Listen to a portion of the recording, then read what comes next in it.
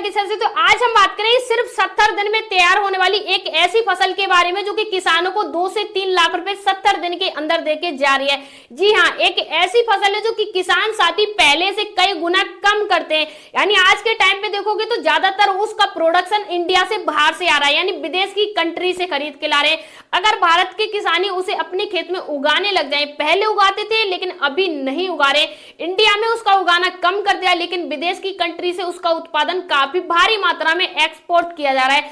अगर आप उसी चीज को उगाने लग जाओ, जैसे विदेश से आ रही है अभी वो चीज, विदेश से जो आ रही है काफी महंगी आ रही है और इंडिया में आप भी उसे 40 रुपए प्रति किलो के हिसाब से, 100 रुपए प्रति किलो के हिसाब से खरीद रहे हैं। हम बात करें एक ऐसी फसल के बारे में जो कि किसान साथी अभी के महीने में, यानी जो कि मार्च अप्रैल के महीने में किसान साथी इस फसल को लगाते हैं और 60 से 70 दिन में ये तैयार हो जाती है। और उसके बाद मंडी का भाव की बात करें तो 100 रुपए प्रति किलो मंडी का भाव मिलता है।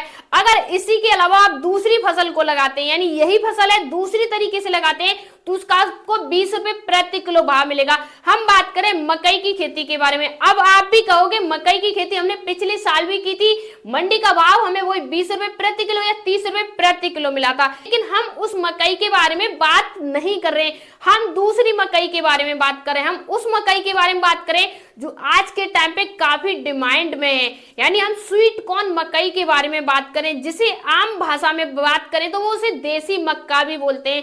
यानी देसी मक्का जो आज के टाइम पे किसानों ने बंद कर दिया है। क्यों बंद किया? उसका प्रोडक्शन नहीं होता, उत्पादन नहीं होता है। लेकिन अभी आप जाओगे मंडी में, नॉर्मल चाहिए, आप कहना देसी मकई चाहिए 1 kg, आपको 100 रुपए की मिलेगी। वहीं अगर आप उसे 1 एकड़ भूमि में लगाते हैं, जैसे आपको करना क्या है, ध्यान से सुनिए। पहले तो आप अप्रैल के महीने में अपने खेत को समतल करके तैयार कर दिए और उसके बाद मशीनरी के द्वारा स्वीट कॉर्न का अच्छा सा बीज लेके और उसकी आप रुपाई कर दीजिए, यानी आप उसकी बुवाई कर दीजिए। और उसके बाद 70 दिन के बाद जब आपकी फसल तैयार हो जाती है, तब आपको क्या करना है, उसे मंडी में नहीं ले जाना है, बल्कि मंडी में न ले जाने के कारण अपने घर में निकाल के साफ सुथरा करके उसके छोटे छोटे पैकेट 1 kg के पैकेट बना के लोकल मार्केट में आप 1 kg के पैकेट 100 रुपए प्रति किलो के हिसाब से सेल कर सकते हैं। देखिए, जैसे कि समझाते हो, आप अपनी भूमि में कोई और फसल करते हैं, जैसे गेहूं करते हैं, धान, चावल, बाजरा, सभी को आप क्या करते हैं, मंडी में एक साथ ले जाते हैं। इस फसल को आप मंडी में एक साथ न ले जाके आप क्या कर सकते हैं, छोटे छोटे पैकेट बना के सेल कर सकते हैं। दूसरा ऑप्शन है, इसके जो भुट्टे आते हैं, यानी इसका जो एक भुट्टा होता है वो 20 रुपए का एक भुट्टा जाता है मार्केट में।